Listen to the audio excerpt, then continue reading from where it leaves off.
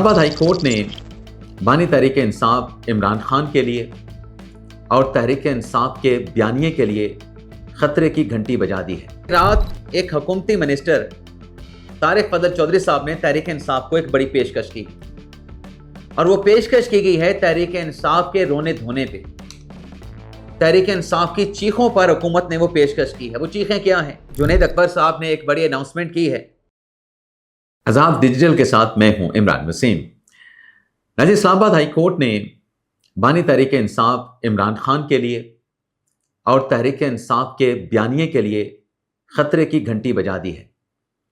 آج اسلام آباد high court میں ایک ایسی بڑی ڈیولپمنٹ ہوئی ہے جس نے عمران خان اور تحریک انصاف کی جو توقعات تھیں ان توقعات پر پانی پھیر کے رکھ دیا ہے۔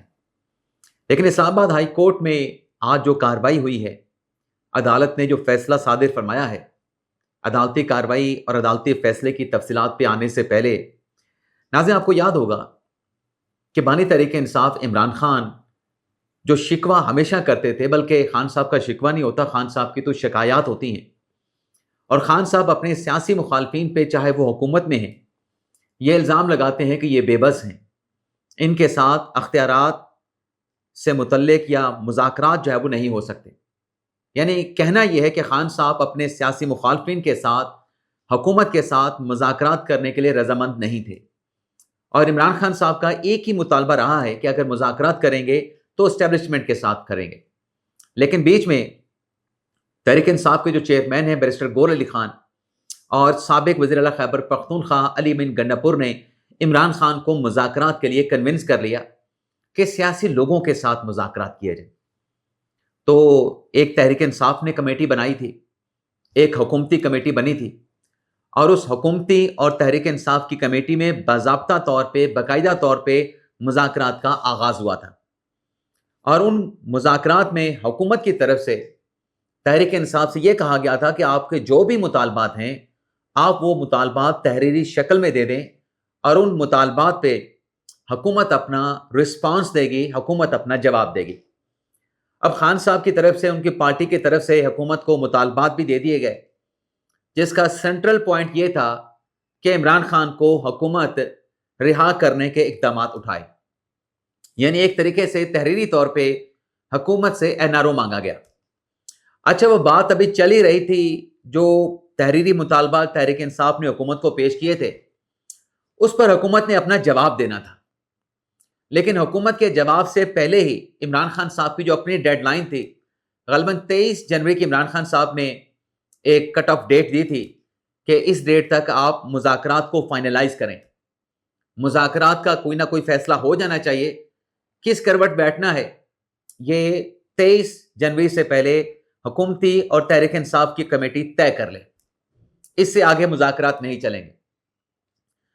اب وہ ڈیڈ لائن ابھی میٹ نہیں ہوئی تھی کہ خان صاحب نے جب تحریری مطالبات حکومت کے ہاتھ میں دے دیے اور یہ بات میڈیا، سوشل میڈیا پہ ہونا شروع ہو گئی کہ یہ عمران خان صاحب نے تحریری صورت میں حکومت سے NRO مانگ لیا ہے۔ یہ جو سوشل میڈیا پہ ٹرولنگ ہو رہی تھی، خان صاحب نے اس ٹرولنگ سے متاثر ہو کے خان صاحب نے مذاکرات کو ہالٹ کر دیا، مذاکرات کو وہیں ختم کرنے کا اعلان کر دیا، یہ الزام لگاتے ہوئے کہ ہم نے تو مذاکرات کیے تھے لیکن حکومت کے پاس کوئی اختیار ہی نہیں ہے۔ یعنی خان صاحب مذاکرات سے بھاگ گئے تھے۔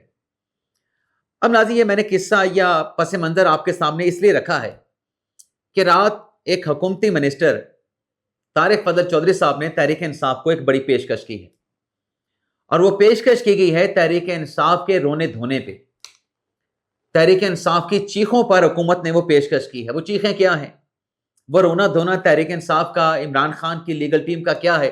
بلکہ عمران خان بھی وہ رونا دھونا کرتے ہیں کہ مجھے 8/12 کے سیل میں رکھا گیا ہے، مجھے سہولیات نہیں دی جا رہی، نواز شریف کو، شریف خاندان کو، زرداری خاندان کو مجھ سے بہتر سہولیات جیل میں میسر تھیں، لیکن مجھے وہ سہولیات نہیں مل رہی۔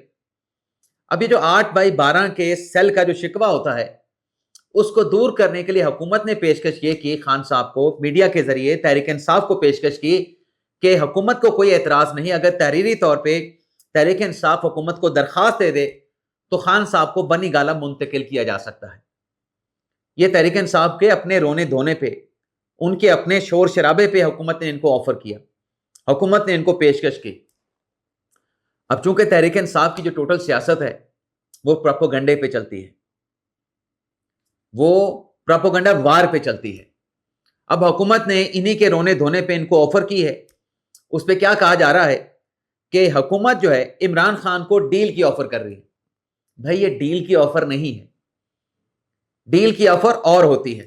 ڈیل کی آفر آپ نے کی تھی تحریری طور پہ کہ حکومت عمران خان کی رہائی کا راستہ نکالے۔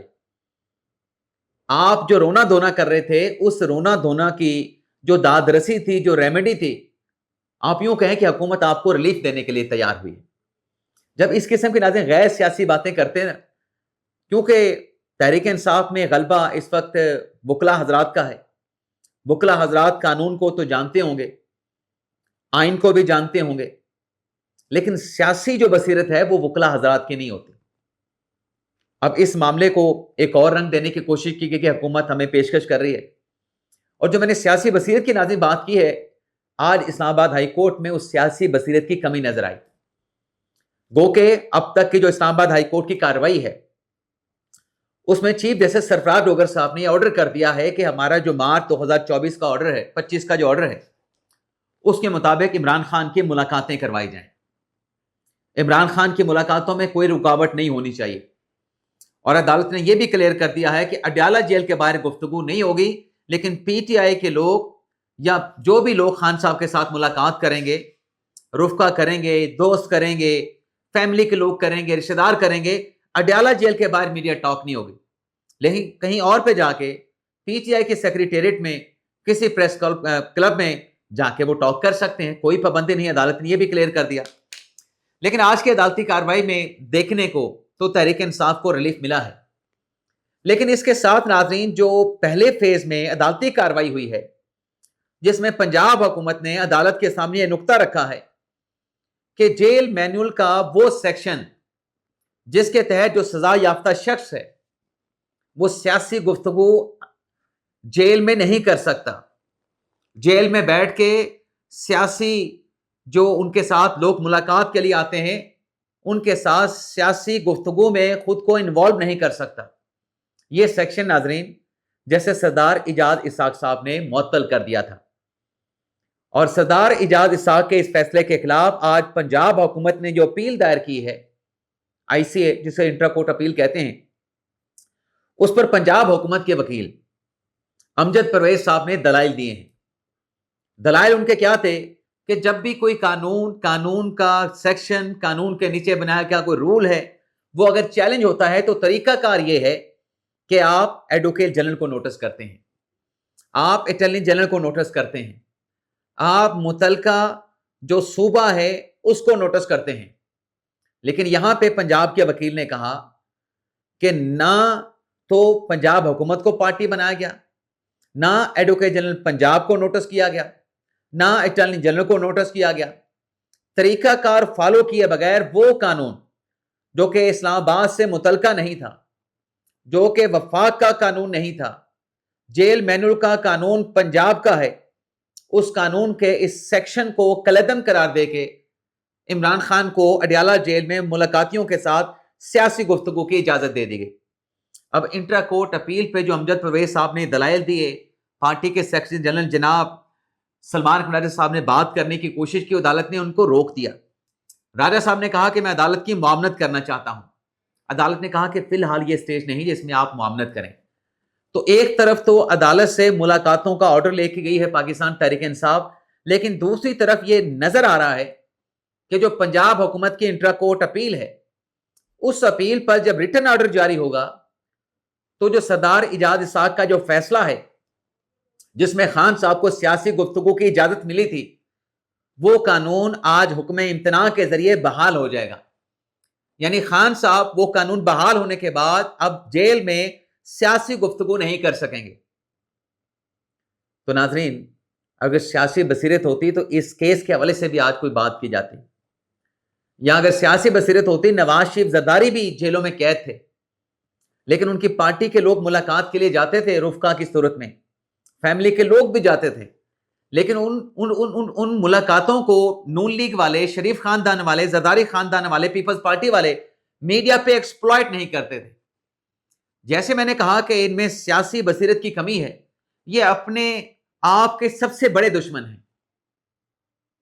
وہ خاموشی کے ساتھ جو سیاستدان کام کر کے اپنا راستہ بناتا ہے، رکاوٹوں کو راستے سے ہٹا کے اپنے معاملات کو آگے لے کے چلتا ہے، وہ بصیرت، وہ پولیٹیکل جو وزڈم ہے موجودہ تحریک انصاف کی قیادت میں نظر نہیں آتا ہے. یعنی ایک طرف کہنے کا مطلب یہ ہے، کرکس یہ ساری گفتگو کا، کہ آپ ملاقاتوں کا آرڈر لے کے جا رہے ہیں. دوسری طرف وہ قانون جو کہ بحال ہونے جا رہا ہے، ریٹن آرڈر میں سب کچھ کلیئر ہو جائے گا، تو پھر خان صاحب کو سیاسی گفتگو، سیاسی ملاقاتوں کی اجازت بھی نہیں ہوگی. اس کو پنجابی میں کہتے ہیں کہ سجا دکھا کے کھبا مارنا. تو آج تحریک انصاف کے ساتھ بظاہر عدالتی کارروائی کا جو نتیجہ ہے، اس کا کانسیکوینس یہ نکلتا ہے. باقی جنید اکبر صاحب نے ایک بڑی اناؤنسمنٹ کی ہے کہ جو سہیل افریدی صاحب ہیں، ان کی اگر خان صاحب کے ساتھ ملاقات نہیں ہوتی، آج ملاقاتیوں کی فہرست میں سہیل افریدی صاحب کا نام شامل ہے، لیکن ساتھ میں وہ یہ کہتے ہیں کہ نومبر کی کال احتجاج کی پشاور سے اسلام آباد کی جانب یہ دی جا سکتی ہے پاکستان تحریک انصاف کی جانب سے. اب احتجاج کی کال دینے کے لیے تو تحریک انصاف اور تحریک انصاف کا بانی عمران خان ہر وقت تیار ہوتا ہے، لیکن جب گورننس کی بات آتی ہے، جب افغانیوں کو بے دخل کرنے کی بات آتی ہے، جب صوبے کے امن و امان کی بات آتی ہے، جب صوبے میں آئے نیشنل سیکورٹی کانفرنس کے شرکا سے ملاقات کی بات آتی ہے، تو کوئی پرائرٹی صوبائی حکومت کی نہیں ہوتی، کوئی ایسی ترجیح تحریک انصاف کی حکومت کی نہیں ہوتی. تو پھر صوبے کے عوام کا حال کیا ہوگا، اس کا اندازہ آپ خود کر سکتے ہیں. اور گیلے تیتر عمران ریاض کو بھی جاتے جاتے ہم یاد کریں گے. جو شاندانہ گلزار نے وزیر اعظم شہباز شریف کے خلاف جو ٹویٹ کیا تھا کہ انہوں نے ملاقات کی ہے اسرائیلی وزیر اعظم کے ساتھ، اس پہ جو مقدمہ NCCI نے شاندانہ گلزار کے خلاف بنایا ہے، بھگوڑا گیلا تیتر عمران ریاض خان برطانیہ میں بیٹھ کے یہ پراپوگنڈا کر رہا ہے کہ یہ آزادی اظہار رائے پر قدغن لگائی گئی ہے. یہ جو شاندانہ گلزار سیاسی مخالفین کو جو ٹارگٹ کرتی ہے، جو صوبے کی معدنیات کو لوٹا جا رہا ہے، پہلے تو کے پی حکومت خود یہ بتائے نا کہ ان کی معدنیات کو کون لوٹ رہا ہے. کانسٹیٹیوشن یہ کہتا ہے کہ جس صوبے کی منرلز ہوں گی اس کو بھی حصہ ملے گا. اگر صوبے کی KPK کے صوبے کی معدنیات کو سیل آؤٹ کیا جا رہا ہے، نکالا جا رہا ہے ان کی زمین سے، تو اس کا حصہ صوبائی حکومت کو بھی مل رہا ہے. اس حصے میں سے آئین کے مطابق وفاق بھی اپنا حصہ وصول کرتا ہے. تو پھر لوٹنے والی کون سی بات ہے؟ کانسٹیٹیوشن کے مطابق وفاق اور جو اکائی ہے وفاق کی، وہ برابر جو طے کیا گیا جو شیئر ہے اس کے مطابق مستفید ہو رہی ہے. تو اس میں معدنیات میں لوٹنے والی بات کیا آ جاتی ہے؟ اور پھر کیا شاندانہ گلزار صاحبہ نے اظہار رائے کا، اپنے اظہار رائے کا اظہار کیا تھا، یا پھر ایک بےہودہ گھٹیا الزام اپنے ملک کے وزیر اعظم پہ لگایا تھا جو کہ جھوٹا ثابت ہوا؟ جو تصویر انہوں نے لگائی تھی وزیر اعظم شہباز شریف کی تصویر کی، وہ جھوٹی تصویر تھی، غلط انٹرپریٹیشن کی گئی. اور اگر اتنی سچی تھی شاندانہ گلزار، اس پوسٹ کو پھر ڈیلیٹ کیوں کیا؟ آپ اندازہ کر لیں کہ بات کیا تھی، کس چیز پہ، کس ایشو پہ شاندانہ گلزار کے خلاف مقدمہ درج ہوا. اور یہ گیلا تیتر عمران ریاض خان جو خود کو صافی کہتا ہے، کتنی بڑی صافتی بدنیتی کا مظاہرہ کر رہا ہے، کتنی بڑی صافتی بدنیتی کا مظاہرہ کر رہا ہے کہ آزادی اظہار رائے پہ قدغن لگائی گئی. اور بھائی اس نے جھوٹا بھونڈا الزام لگایا ہے جو کہ پیکا قانون کے تحت اوفینس بنتا ہے، جرم بنتا ہے. حق کی بات کرو اور سچ بات کرو، عوام کو حقائق بتاؤ. اجازت چاہتے ہیں ناظرین، اللہ حافظ.